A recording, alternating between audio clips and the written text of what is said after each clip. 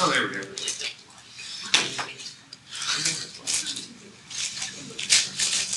All right. I know for most of you, it's been ages since you've seen me, right? If you're not in concrete design, there's a lot of people in here that are, so we literally just had class. So let's get started with steel design. Our first homework assignment is going to be Friday. Other than that, no real major announcements. Today, what we're going to do is start getting a little more real with what we talk about. I think last time was a fairly good sort of overview of just what our responsibilities are as project engineers, structural engineers. We talked about philosophies regarding design. I want to start getting a little bit more real today, and I want to start talking about something that was similar to what we talked about in concrete design today, which was how do we take a building and turn it into a model that we can analyze. Everybody in here is probably I'm the one to talk to you, so you should be familiar with maybe like a problem like this. You know, you have, let's say you have a truss, let's say it looks like that, and it's a hinge, and you have, I don't know, 10 kips, 20 kips, 30 kips. You all could probably do that, analyze that problem if you wanted. It might take a little bit, but you can do it, right? What I want to do today is I want to talk about where those loads come from and how we approach that in structural engineering. And so in concrete, we talk about gravity loads, and here we're going to talk about lateral load effects. And how we address that. So let's talk about structural loads. Now, I didn't mention this, let me sort of take a step back. So we have 5 load events that we typically deal with as structural engineers, or at least 5 big ones. There's other components, like for instance, if you're designing bridges, you might have like braking forces, or if the bridge is curved, you're going to have centrifugal forces and things like that.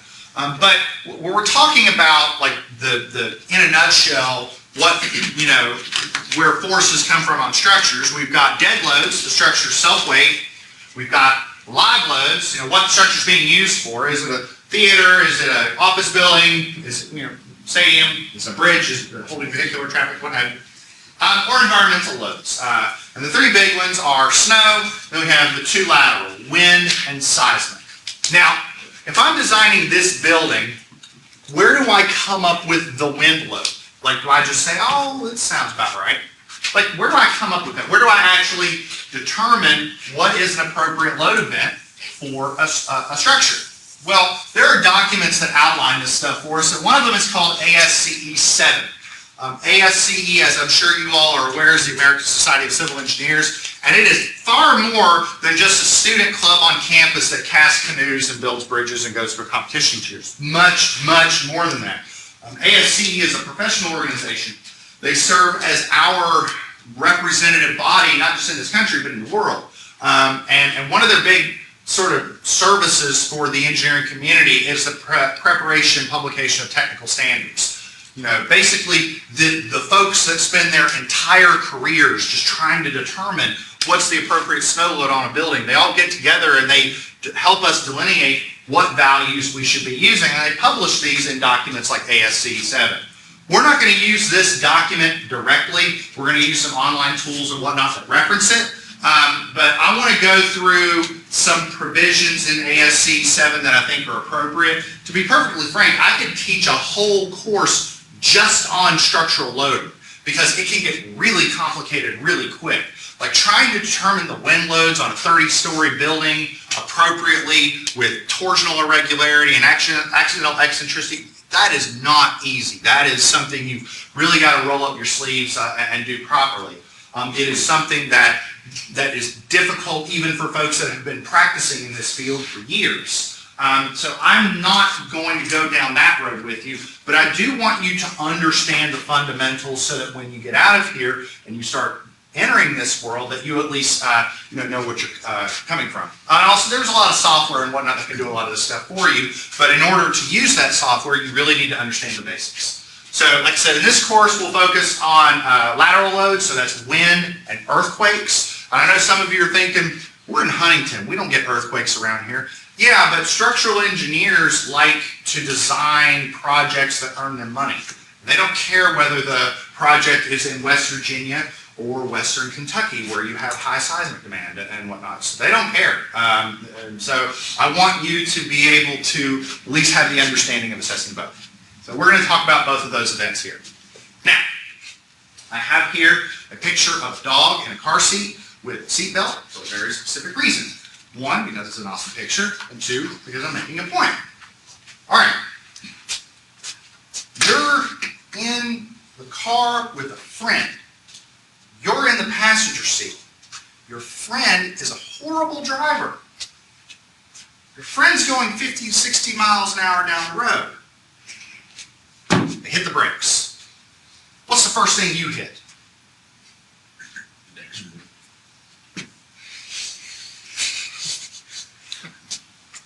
Try again. Say it. Thank you. Because you're wearing your seatbelt. Yep. First time I asked that question, they were like, the windshield, the pavement. Oh, hopefully you're wearing your seatbelt. Here's my point.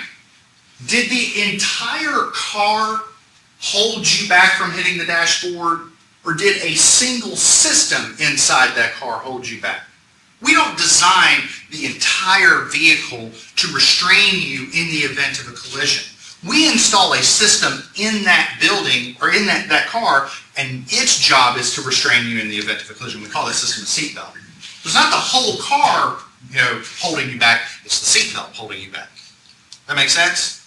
Same thing here. The dog is sitting here asleep in the vehicle. The dog is wearing a seatbelt because that system is designed to restrain that dog in the case of a lateral event. The dog suddenly, jerking this way.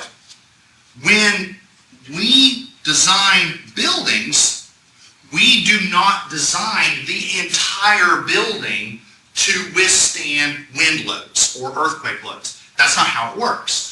We select a specific system and put that system in strategic locations inside the building to withstand that load. For example, one of the most common types of systems that we use is a braced frame.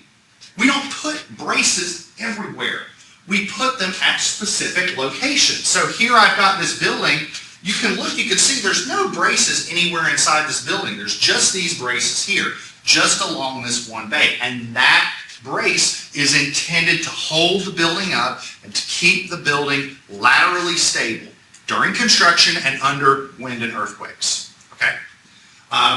If you could start getting, fancy with terminology. You have X braces, single diagonal braces. This is called either an inverted V or a chevron brace. If you ever hear the term chevron brace, this is when you have two braces going up like that. Okay? Again, they're not everywhere, they're just in key locations. And the idea is that wind or earthquake or whatever hit the building, and we use concepts very similar to tributary area that we had just talked about in reinforced concrete design, and we distribute those loads to something like this. And so in this instance, we have, this, we have that, we have that. We'd have a truss that looks like this, with load here, load here, load here, and then just analyze it like a truss. And then when this member has, 40 kips in compression, design that member to hold up 40 kips in compression.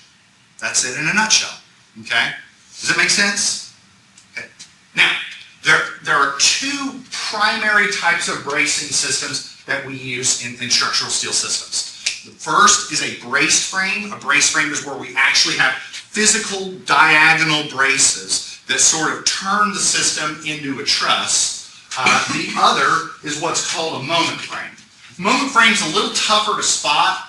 Moment frames use rigid connections, so they take the beam and the column and they rigidly connect them. Since everybody in here has either already had reinforced concrete design or was in it just now, what I'll say is this. Do you remember earlier when we talked about the difference between a simple support and a fixed support? So for concrete design, you could have a column that looks like this, or a column that was integrally cast. And the difference is that simple supports don't have moments at the end of it, but fixed supports do. Well, it's the same thing with a moment frame, okay? If you look at moment frame connections, you can spot them a mile away because you'll typically, a couple things you'll notice. The beams and the columns are typically deeper and heavier than they would normally be. They're bigger sections, bigger beams, bigger columns. The connections usually are far more intricate. Like for instance, here's a normal column, here's a moment column, and you can see, look right here. See this versus that? See that plate that's right there? That plate is there because there's a lot of bending moment right here. So that plate's trying to stiffen that column. As a result, there's a lot more cutting and a lot more welding that goes along right here. There's welding here along this flange. There's a lot more bolts. Moment frame connections typically are more expensive, and the moment frames themselves can be a little more expensive. Okay? Braced frames typically tend to be a little cheaper. So the structural engineer says, well, gosh, let's just use those all over the place. We'll just throw a couple braces bolted up and it's good. And the architect says, I would prefer not to have a brace in the middle of the building, you know. So there's sort of a trade-off. Sometimes you have to use a brace frame. Sometimes you have to use a moment frame. Moment frames allow much more open access to the structure.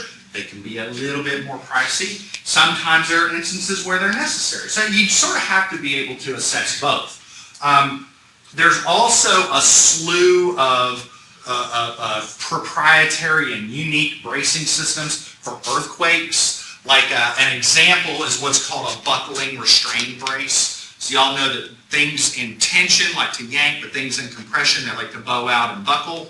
So a buckling restraint brace, they put a little sleeve around the brace and they sort of encase it. It's kind of like this granular concrete material sometimes. It's actually really proprietary. And sometimes they keep it to themselves. But the idea is that as the brace goes into compression, the sleeve prevents it from buckling. So they're a little pricier, but they're fairly easy to install. But there's a slew of these types of systems out there.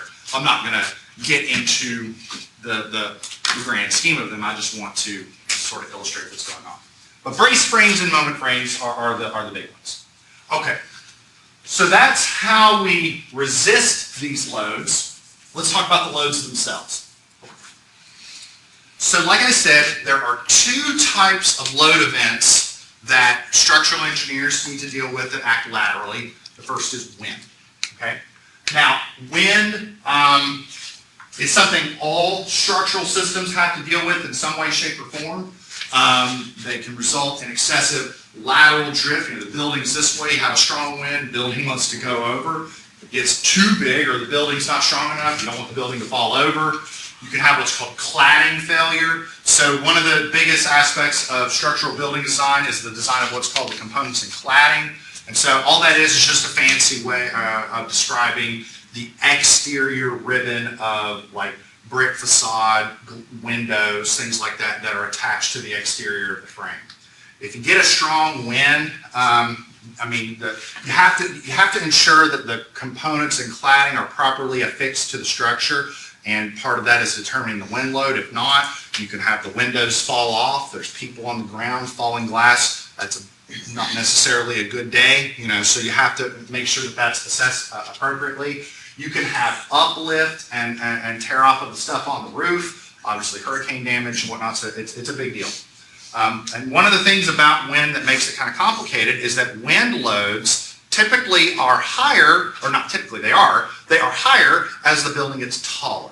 And the way that the code handles that is the code assumes that the wind loads are fairly constant up until a certain height, and we'll talk about that certain height here in a second, and past that it gets sort of parabolic in nature, and so the wind loads get higher. Now here's the equation that we use for wind loads. You're going to laugh as to where this equation comes from. I'll show you exactly where this equation comes from.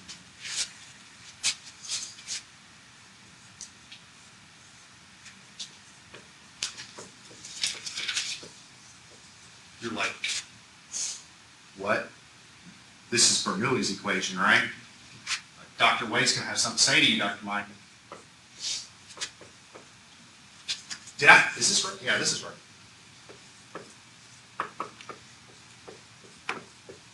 I get that right? I think so, didn't I? Okay, so here's where this equation comes from. Okay, so you have a building, okay, and we'll call this point B, and then you have point A over here where the wind is blowing.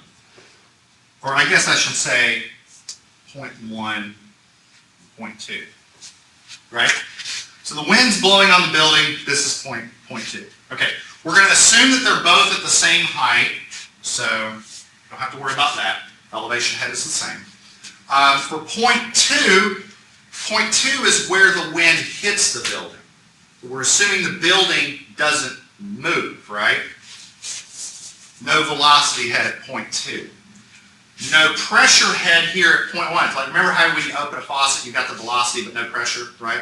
So we've got that. So basically, the pressure becomes what? V squared, and then it's what? Gamma over 2G. Did I get that right? Make sense? Okay. So this equation is basically that, assuming that wind is a fluid, because it's air. Air is a fluid. It's a gas. So this 0.00256, all that number is the unit weight of air divided by 2G, and then a unit conversion to take a wind speed in miles per hour and turn it into a pressure in pounds per square foot. That's it. So that's all that is. So this term right here is 0.00256 if the velocity is in mph and the pressure is in pounds per square foot. That's it. So that's where that equation comes from. It's just Bernoullis expression. Okay? And then all we do is we take that and then we adjust it for a series of factors, like the exposure coefficient. The KZ is where we assess the pressure as a function of height. That's where we change the pressure as the building gets taller, because all of the wind speeds are recorded at ground level. KZT is the topographic factor, and I'll explain what that is here in a second. And then the wind directionality factor, that accounts for the wind striking the weakest side of the building, and it's a statistically calibrated factor. We just keep that as 0.85 for buildings. Now, this is the base wind speed map. This is actually from a little bit of an older edition of the spec, but the idea is generally the same. Typically, your wind speeds in the central part of the country are identical. It's not 115 because that was off of an old spec. Now the way it works is we actually have different wind speeds for different risk categories, and I'll talk about what that is here in a second. But the point the point that I'm making is consistent, and the point is that the wind speeds in the central part of the country are less than the wind speeds around the coast, because what's the deal with wind on the coast? What do you get on the coast? What high wind event do you get on the coast? Hurricanes. You get hurricanes on the coast, so you have higher wind speeds over there. Okay, let's talk about risk categories. I think I mentioned this last time, but I want to delve into it a little bit more in depth. Your base wind speed that you design a structure for changes depending upon the type of structure that you're designing. Okay? Now, we have 4 risk categories that we assign according to ASC 7, and those 4 risk categories, they get worse in severity. So risk category 4 is the worst. Risk category 1 is sort of the least stringent. So I want to go through these in detail. I'm going to skip 2 and you'll see why. But risk category 1 are structures where they're normally unoccupied, and so if they were to fail, yeah, the structure fails, but it usually doesn't present a significant risk to loss of human life. So we're talking about barns, we're talking about grain silos, storage shelters, unmanned warehouses, stuff where, you know, there's very low likelihood you're going to have people in there. If they fall, it's a negligible risk to the public. Now, risk category 3 is a structure that houses a large number of people in one location, or a structure where the people inside have a limited ability to escape. So we're talking about, large number of persons, we're talking about theaters, we're talking about stadiums, arenas, folks where you got a lot of people all at once, or structures like schools, like prisons, like healthcare facilities, where the people inside don't really have the means to get out on their own, okay? So that's what a risk category 3 structure is. Risk category 4 is like the structure, if that structure falls down, that's going to affect everybody, not just the people in the building, but the people in the community. So we're talking about hospitals, we're talking about like trauma wings and surgery centers, we're talking about 911 call centers, we're talking about police stations, fire stations, because if those fail, that affects us all, okay? Risk category 2, everything else. So any structure that doesn't fall under those categories would be a risk category 2. So like a typical office building or something like that. Hotel or something like that would be a risk category 2 structure. Okay? Does that make sense? I want to make sure that that's clear. And so for each one of those risk categories, there's a different wind speed, and you'll see that here in a second. Now, like I said, we basically have this equation adjusted by a series of factors. Okay? Kz is the factor where we adjust the wind speed as a function of the building's height. Okay, and it's a function of the height of the story. So as Z, as the height of the story goes up, we have a higher pressure coefficient. And so every building that we design that has a elevation 15 foot or lower, or any of the elevations 15 foot or lower off the ground, we assume a constant wind speed. Anytime that elevation gets larger than 15 feet, it goes up. Remember that one picture where the wind speed's like constant and then it goes up? That's 15 feet. So once you get past 15 feet, the wind speed starts to change. Or the wind pressure, I should say, starts to change. So it's a function of the height of the story, and then it's a function of these two constants which are related to what's called the exposure category. So in this assessment, we're talking about wind. We're talking about the wind speed on a building, okay? This is going to sound like a silly statement, but I would argue that the wind speed on a building, let's say I have two identical buildings, and one of them is located in the middle of Manhattan, and one of them is located in a cornfield in Iowa. They're going to have different wind speeds because of what's around them, right?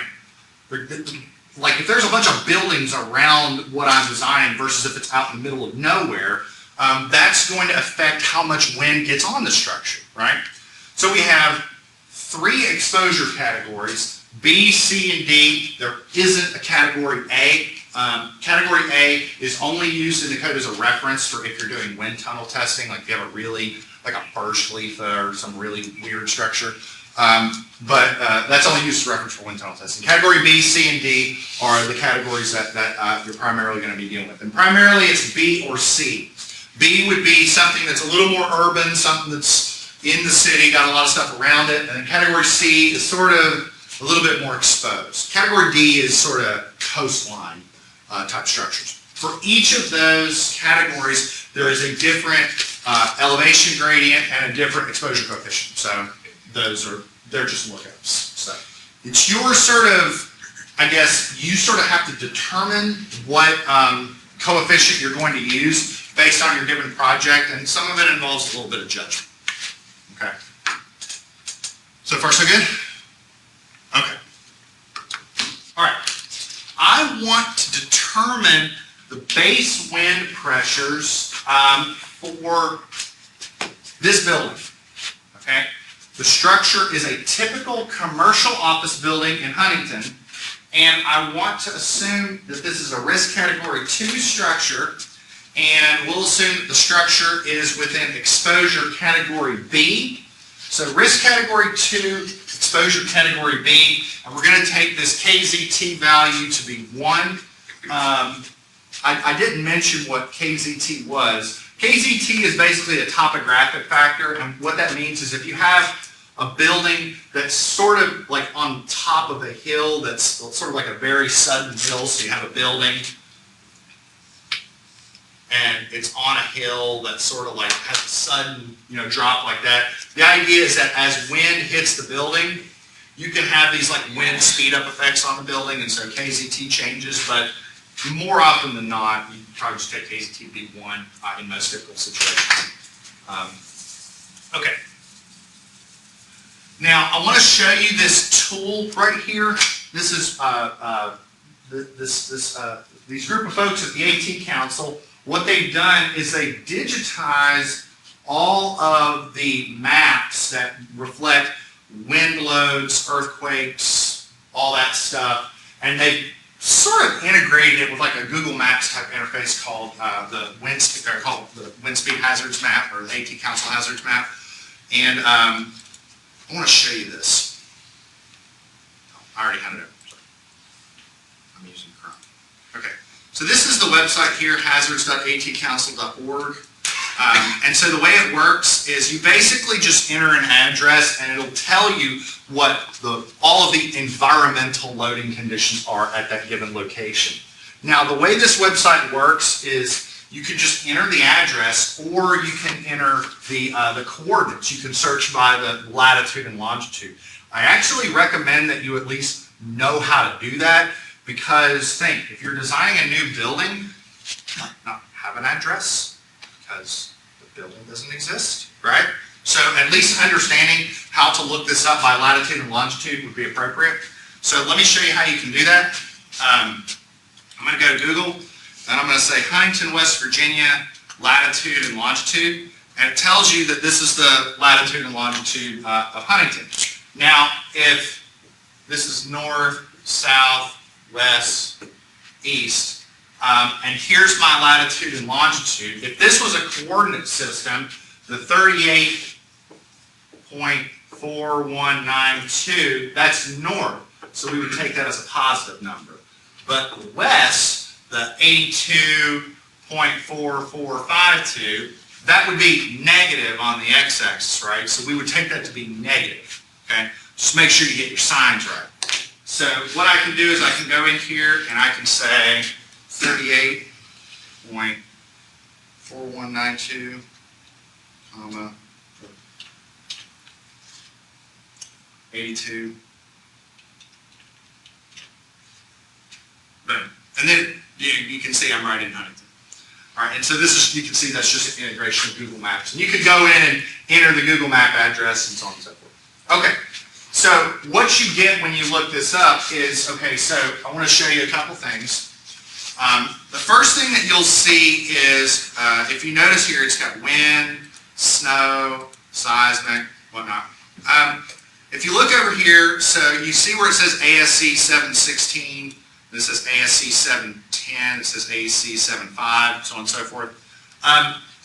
What that is ASC 7 comes out in various editions. So the latest is the 2016 edition. The one before that was 2010, and then so on and so forth.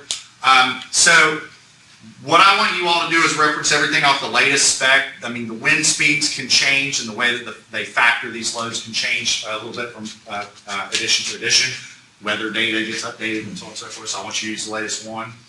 When you look at the ASC 7 data, you're going to get a couple of these. So this MRI 10-year, MRI 25-year. MRI stands for mean recurrence interval. So y'all have heard of the 100-year flood, 50-year flood? This would be the 10-year wind, the 25-year wind. You know, the statistically the worst case wind that you would get in 25 years or 50 years or so on and so forth.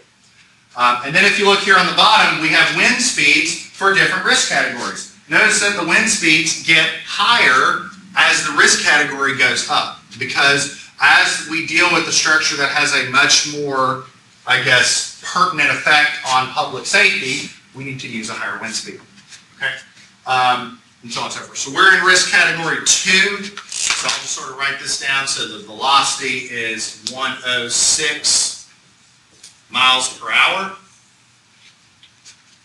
Okay. And don't worry, I'll put this up here in a second. All right.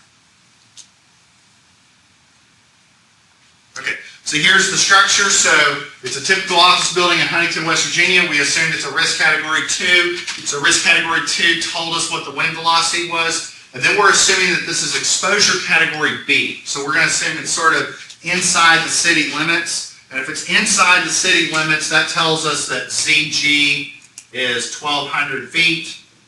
And it tells us that alpha is 7.0. Okay, does everybody see that? I'm just putting that up here so that I have it. I'm going to put it on the screen here in a second. What would Huntington be? What? What category would Huntington be? Well, it depends on, that's a great question. I think it depends on where. Like if it was like downtown Huntington, I'd probably put exposure category B just depending upon where it is. But if it's out like Barbersville, I'd probably say exposure category C. I mean, I think that the thought that you need to have is how, like, what is this building going to look like where I'm building it? So, like, what's the tallest building you think in downtown Huntington? Maybe like a 15-story building, maybe something like that? What's that? I think the West Virginia building is like kind of What, do you know how many stories that is? I can't remember I'd say either. maybe 25. Okay, let's say 25 stories, okay? If I was building a 100-story building in the middle of downtown Huntington, just for the sake of discussion, I might put exposure category C because there's nothing like that around, you know what I mean? But if it's like a 5-story building, you know, then I might go, okay, it's a 5-story building in the middle of all of this. So I think that's sort of the determination you need to make, and it also depends on where it is.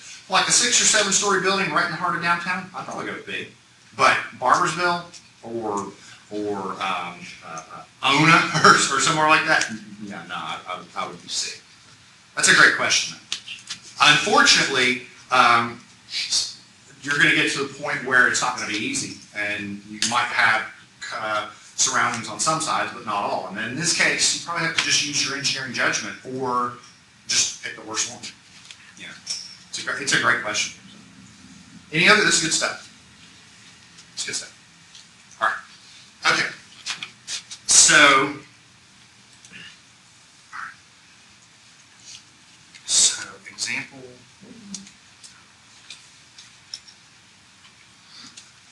Example 1A. And don't worry, we've got a couple examples that we're going to do, and this is going to take us a couple days. So, example 1A. So, we have risk category 2.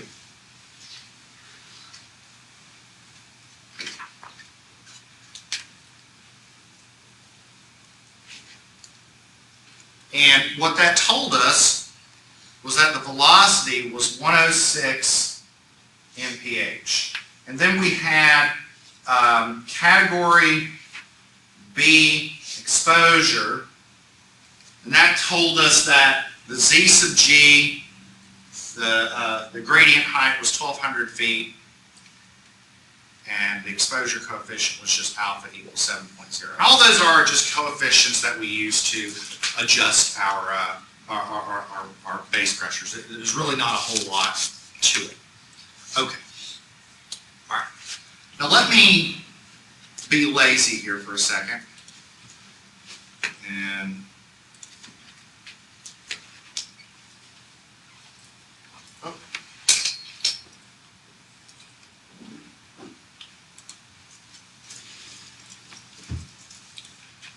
I'm going to take a picture of this because this is the building that we're looking at. Okay, so here's our structure.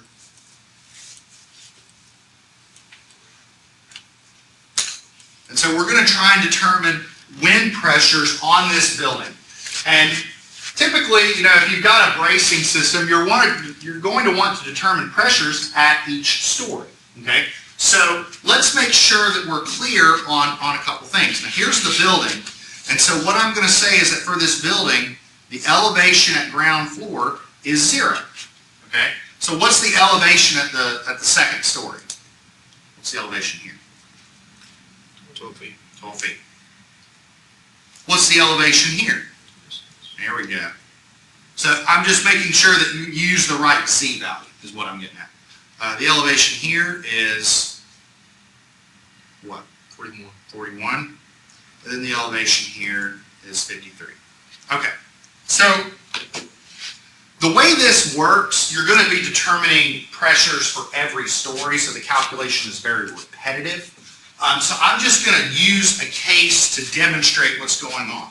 So let's, like, for example,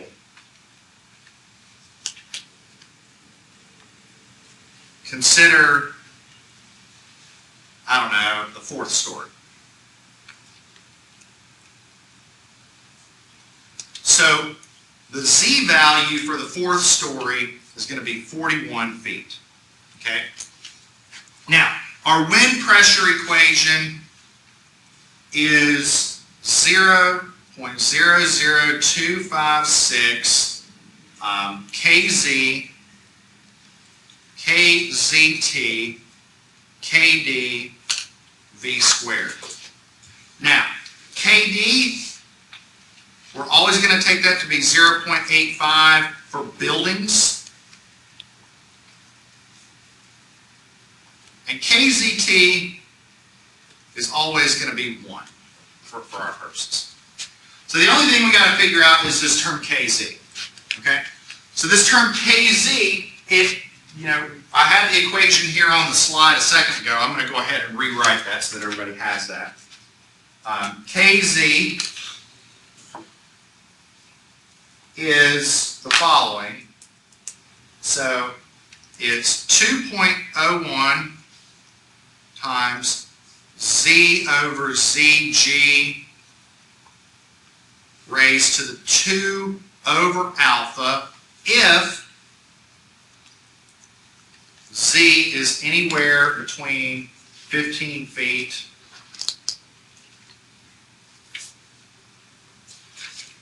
and the gradient height. So one of the ways that you can look at the gradient height is we're in exposure category B. So basically all of these equations that I'm telling you about, they really only work as long as the building's height is less than this, or less than 1,200 feet.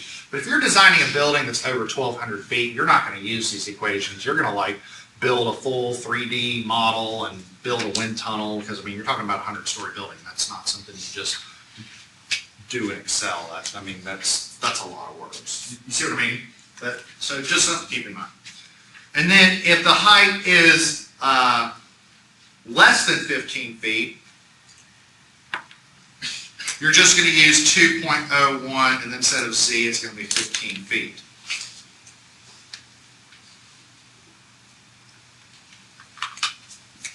Everybody with me on this? So we're looking at the fourth story right now. So the fourth story has a height of 41 feet. So we're obviously going to use the upper expression. So we're going to say that 2.01 times 41 feet over 1,200 feet raised to the 2 divided by alpha, which is 7.0. That means we're going to have to break out the calculators that I know everybody brought. What is alpha again? Alpha is just an exposure gradient, and it basically changes the amount of pressure that you're going to get on the building as a function of what's around it. And so you just get different alpha values depending upon different exposure, is all it is. So each story has its own kz? Yes, each story is going to have its own kz, so also each story is going to have its own pressure. And so to tie it back to a concept in concrete design, we just talked about tributary area, and for those of you that had concrete design last year, you probably remember us talking about tributary area, how much floor area a given element is responsible for. You would take that story, that pressure times its tributary area, and that would go on the frame. So what are we getting for kz? Let's say 3 decimal places. 0.766. 0.766. Do I have a second on that? Okay, great. That's right. So therefore, QZ is 0.00256 times 0.766 times 1 times 0.85 times 106 mph squared. That comes out to be what?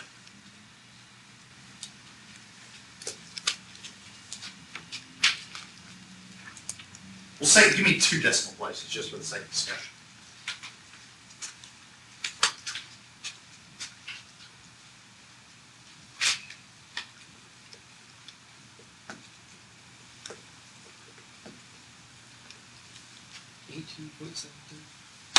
$18.73. Do I have a second on that?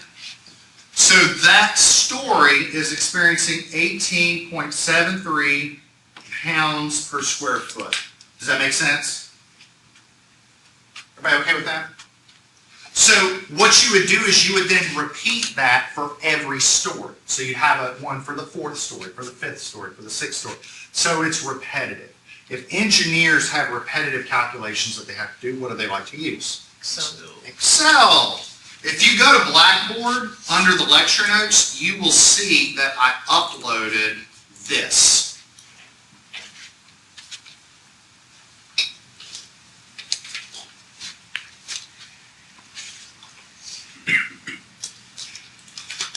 So this is a spreadsheet that I made. I did not really anything magic to it. I just whipped some stuff together.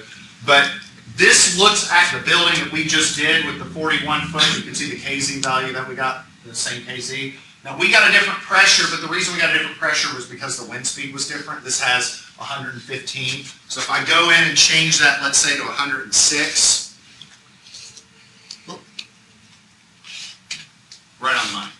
And so as the building gets taller, you can see that the wind speed, or the pressure ultimately, not the speed, but the pressure as a result on the building gets higher. Again, as building gets taller, the wind pressure goes up, just like this image, which is drawn far better than I ever could. Again, pressure goes up as the building gets taller. Does that sound good? All right. Are there any questions about that? Because we did it for the 4th story. If you did it for the 3rd story, do the same thing. If you did it for the 2nd story, same thing. The only thing that I guess is worth pointing out is look at our equation. Here's our equation. We have an expression for if the elevation is taller than or is higher than 15 feet, and an expression for if it's 15 foot or lower. Here's the building. So for this one, and this one, we would use the first equation. But on this story, because the elevation is less than 12 feet, we would use the one, that lower expression. We use the one down here. Does that make sense? So actually, if you look at the spreadsheet, I think I programmed that in. If you look at the KZ, you can see right here. See, I don't know if you can see on the formulas right up here. You see that? Where that says 15, and then that says C10, which is just the C value. Make sense? Yes, sir? So pressure per square foot, that's on the floor itself, or the beam itself? No, no. So here's where that is. There we go.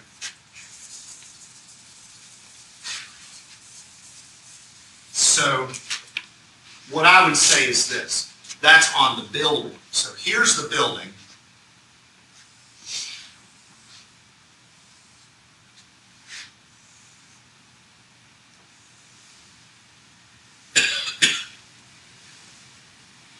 Here's the building, right?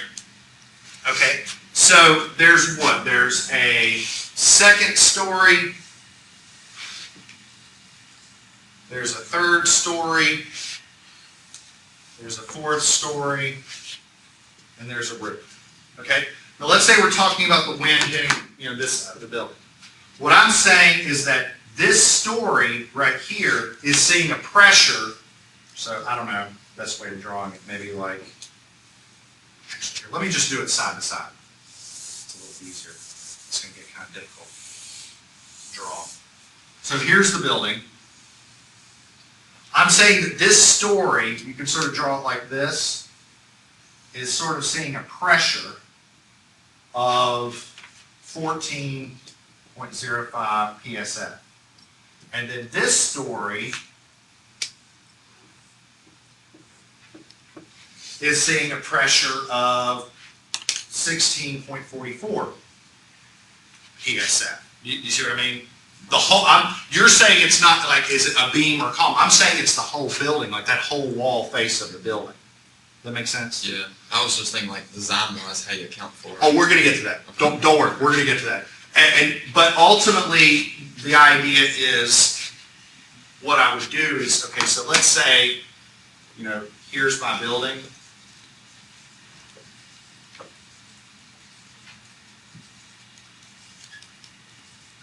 Let's say it's like this, right? Remember, those are the columns sticking out of the ground. And let's say I have a brace here and a brace here. So what I would do is I would take that pressure load, multiply it by the area of that side of the building, and put half over here and half over there. Does that make sense? Yeah. Is everybody else kind of seeing that? So yeah, what you would do is you would take that and you would distribute it like literally half on this side of the building, half on this side of the building, and then that's how you would get that point load. So the pressure load times the area, half on each end. Think of the whole building as the beam. If that makes any sense. Yeah. And your tributary width is just halfway up between each story. That's a great question. Is the wind at the ground just like negligible, or? Well, no, but it would just go into the foundation. Let Dr. Nadia with that. I'm kidding. Does that make sense? If you wanted to be conservative, you could distribute all of that to here if you wanted. I don't think it would really matter, but you could. That's good stuff. Any other questions? I like this stuff. This is great. All right. Now, the next thing that we're going to discuss, and we don't have a lot of time, so I'm not going to get into it, but I do want to discuss a couple quick things about wind. There are two complications with wind that we aren't really going to have time to get into it, but what I'll say is this. So we have been talking about wind as if they're hitting buildings that are rectangular, just like a block, like a square, rectangular building. But buildings aren't like that. Buildings are funky, right? So have you ever been in a building that sort of, maybe it sort of looks like this? Or maybe it's an L-shaped structure, right? So what if the wind hits the building? Well, not only is the wind going to want to push the building over, but it's going to want to cause the building to twist, because the wind's not hitting the building on its center of gravity. So that's what we call accidental eccentricity, or torsion in the building from wind, because it's wanting to do that. So you have to find out where the center of mass of the building is, but also where the center of rigidity is, like the center of the stiffness of all your bracing elements. And if they're offset, then the building's going to twist. So that's that's one complication. And also, like with that, what if the building or the wind hits from the north, or from the east, or from the west, or whatnot? Because wind doesn't care which way the building is faced. So that gets kind of complicated. The other thing that can get complicated is the fact that you can develop pressures not just outside the building, but inside the building. Have you ever been inside a building and it's a really windy day and the doors inside the building open? Or like if it's really windy, open and they slam shut? Has that ever happened? If you go to the engineering sciences building at WVU, when it was ever really windy, the doors would just open. Because the building would develop either positive or negative pressure inside the building. And so not only do you have wind load outside, you almost kind of have wind load inside the building, because you can develop that internal pressure. Because you've got wind hitting the building, so you can that internal pressure can cause additional or reduced load on the system. So yeah, we got a whole semester just on that. We only have like a couple seconds. So what I want to talk about Friday is the other primary lateral event, which is seismic. Seismic doesn't apply a load to the building. Instead, it applies a force, or it applies an acceleration to the building. Like going back to the idea of your crazy friend that can't drive if they hit on the brakes, there's no car monster that pushes you forward. What happens is your body undergoes a sudden change in acceleration. And so you go from here to here, and the seatbelt restrains you. The amount of force that your chest experiences from the restraint of that seatbelt is a function of how fast you were going, the change in acceleration, but also your mass, right? Because force equals mass times acceleration, and buildings are not light. So when an earthquake hits the building undergoes an acceleration and it wants to move, and that's where you get the forces. And there's a lot of stuff, a lot of analogies to how we do that, some analogies to guitars and natural frequencies and things like that, and we'll talk about that on Friday. So that's all I got, everybody. We'll see you on Friday. I'll have a homework for you then as well.